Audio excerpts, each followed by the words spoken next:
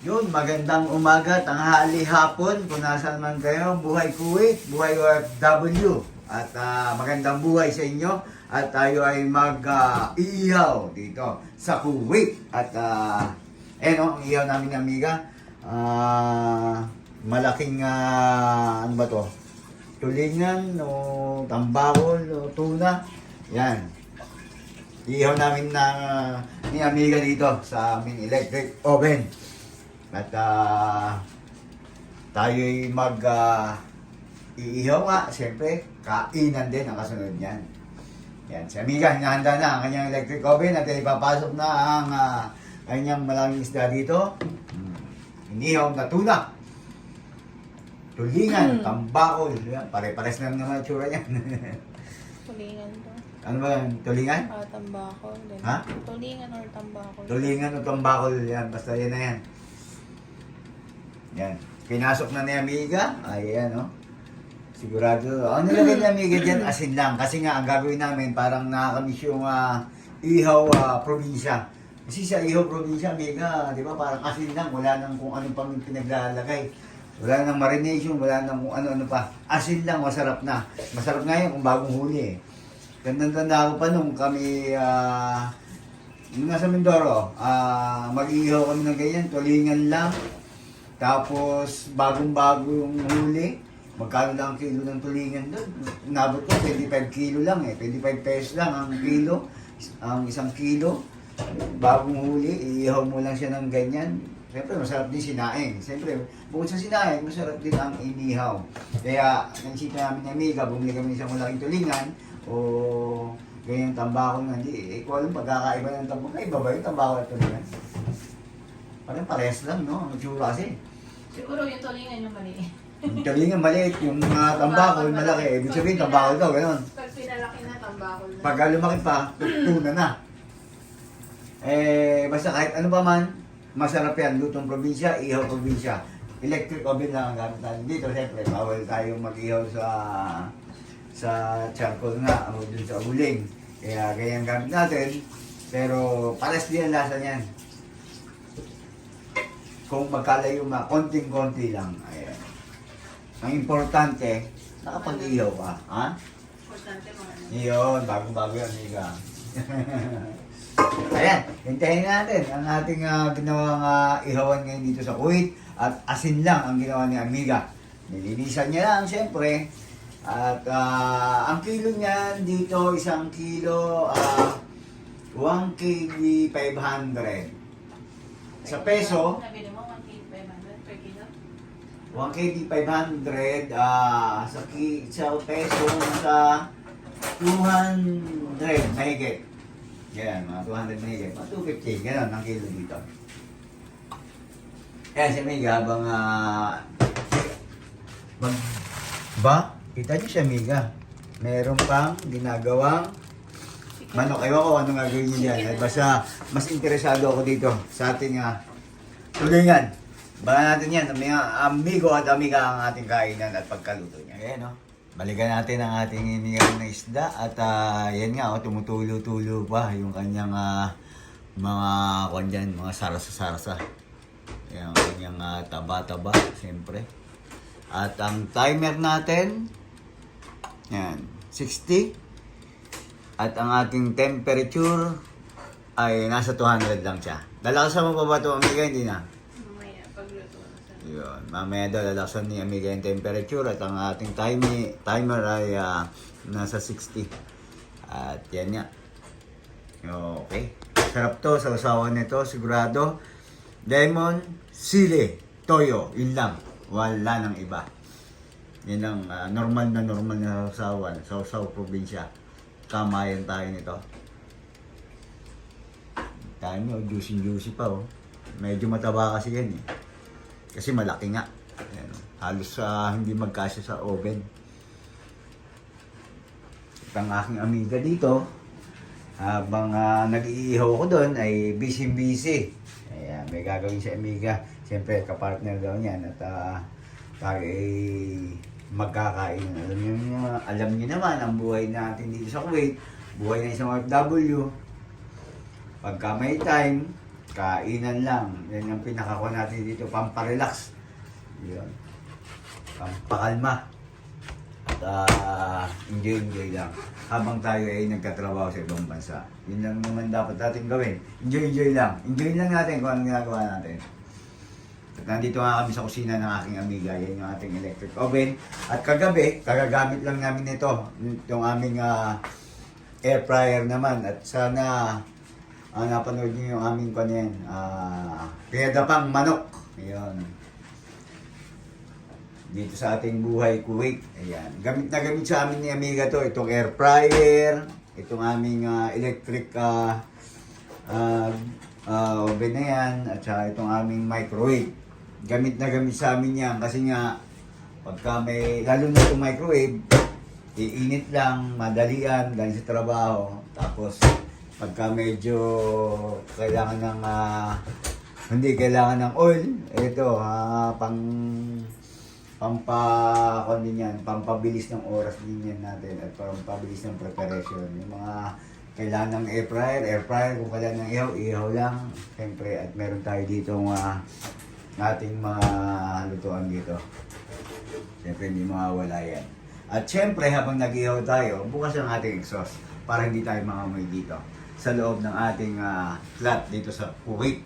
At siyempre, habang tayo ay nag-iihaw, ito ang aking amiga ay busy sa pagtalagtad ng kanyang manok dito, chicken. At pagka kayo ay nasa Middle East, ang pagkain lang, siyempre, manok is life. Yan. Iba na nga ang tawag namin sa manok dito panay na. Hindi na manok, panay chicken. Bago din yan. Bago-bago, di ba? Panay chicken. Ayan, ang ulam sa Kuwait. Kaya natin maluto. Yan, silipin natin ulit. Yun, buksan. Nilagyan ko ng konting olive oil para medyo kung siya hindi siya mag-dry. Yun, no? Yan na, oh. Labas mo nga ng konti, amigat. Makikita nila ang aking mga minute na yan. Ayan, oh. Yun. Paniktan natin. Ayun. Tumulo na. Ang dapat tumulo. Balikan natin. Sarap na kaya ito. Yan na. Luto na yan. Luto na ba, amiga? Ganito yung saksak. Ayan, luto na. Ang ating inihaw. Amoy probinsya, amiga. Ganyan ang gusto kong amoy. Yung amoy probinsyang ganyan. Amoy probinsya. Amoy talaga. Probinsya ng Kuwait. Amoy probinsya. Ayan, no? Luto na, di ba? Ay, my goodness. Tama-tama, luto na ang tuna. Ayan. Yun, no? Basta, ayan, hindi na kailangan Sarap niya, i-overcoat. hindi na kailangan. Quality. Tara. Hindi na mapaghintay. Kain na. Yan, amiga. Pakita natin to ang ating inihaw. Oh. Ayan, oh. Yun, kain na tayo. Buhay Kuwait, buhay OFW at kain po tayo ngayon. Inihaw po namin ito ng mabilis siyang, ilang oras yan, amiga? Amiga? Less than 1 hour. Ito ang ating inihaw na tulingan, tambakol man yan. At ganito ang nakakamiss din sa buhay ko yan. No? So, ganitong ihawan na ganito, lalo na parang ang sausawa mo lang toyo, kalamansi, yan, tapos kamay lang tayo. Dapat may bagong ako dito pero okay na yan. Baka maparami ang kain natin, sobra-sobra, ito na tayo. Mama Miga, anong ba lasa? At maasim. Lagyan natin ng toyo kung gusto mo pa. Buhay Kuwait po, buhay OFW at Miga, bitaw mo naman sila sa pagkain. Like and subscribe po doon. Uwi na. Uwi na. Kasi kakain. Kain po tayo mga amigo, amiga. Ito, isasabaw natin kung ito natin dito, lemon, ayan, oh. Medyo may anghang siya, pulang sili, nakabili kami ng amiga sa grocery ng siling pula. Sa atin, siyempre, nakakamay tayo sa inyo, nakakutsara, ako kakakamay din. Saan ba masarap ito, amiga? Maglagay na ng ketchup. Kung pwede natin isang sa masarap. Isaw-saw. Saka ketchup, suka, o toyo na niya. Tuna subo sa inyo mga amigo-amiga. Up. Sorry. Okay. Lamig kasi sa harap mo. Ano? Nakikita niyo yan, tag-serve niyo po kami dyan. Tayo natin. Para habang nanonood kayo sa amin, dalawang pinapanood niyo namin. Dalawang pinapanood niyo.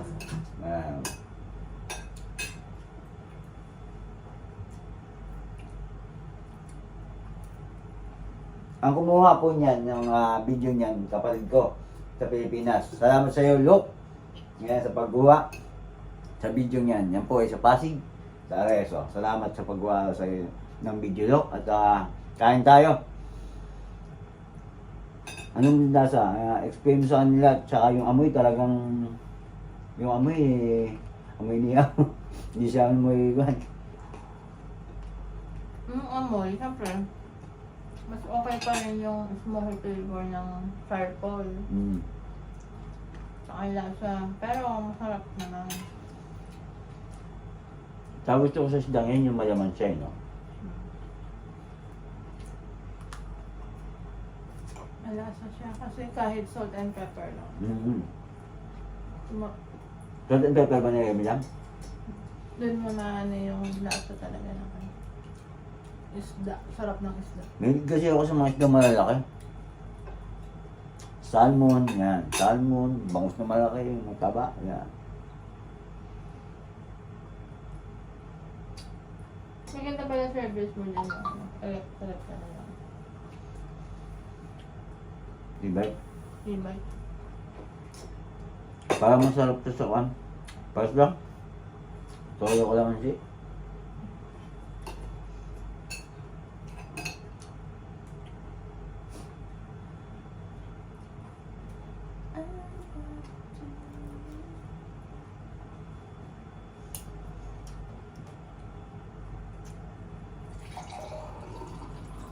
Nasaan ba tayo, amiga? Baka may mga bago sa channel natin kasi. Kami po ay nasa Kuwait. Parang dyan ng Kuwait.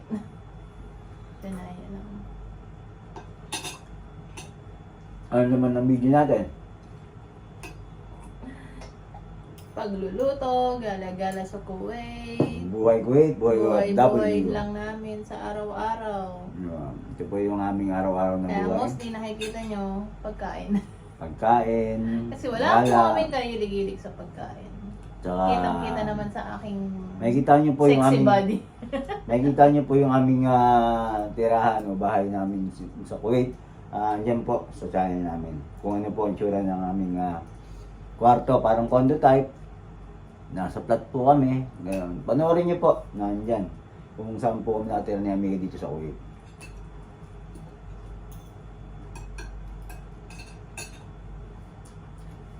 Sabi nga niya, Amiga, pinakita ko ng lahat. Dahil sa mga amiga ko kung saan tayo nakatira. Pati cabinet. Cabinet na magulo, pinakita. Kaya sa cabinet namin magulo. Kasi nga, buhay Kuwait.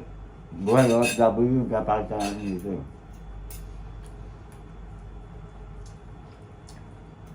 Wala nga masyadong time magtupi. Ang sipag-sipag ko pa naman pong magtupi.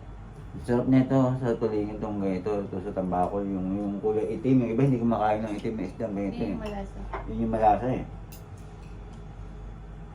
Sarap nakakamay ka. Sarap tuka. Sarap.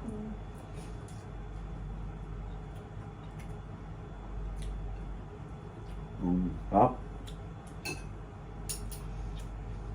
Sa probinsya, ganito yung sausawan.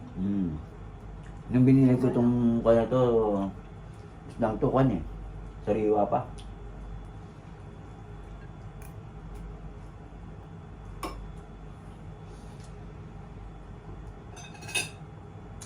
Sana abangan nyo kami. Amiga, saan tayo abangan? Sa pag-uwi namin, Pinas. Malapit na po. Makikita nyo ang aming bakasyon. Buhay Pinas naman. Buhay Pinas. Makikita nyo ang buhay Pinas namin, buhay bakasyon namin ni Amiga dyan sa Pinas. kung anong pagagawin natin dyan sa Pinas, gagaya namin kayo.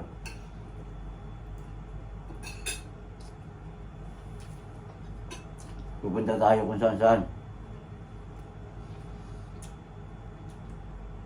Titingnan natin kung ano ang mga bago sa Pilipinas ngayon. Maglag.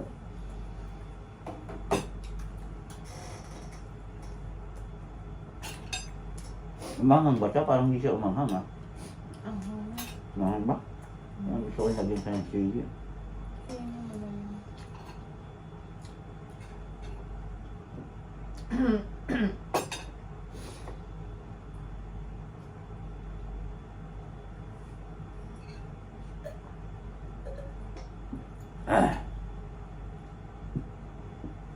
Siguro hanggang dito na ang video natin at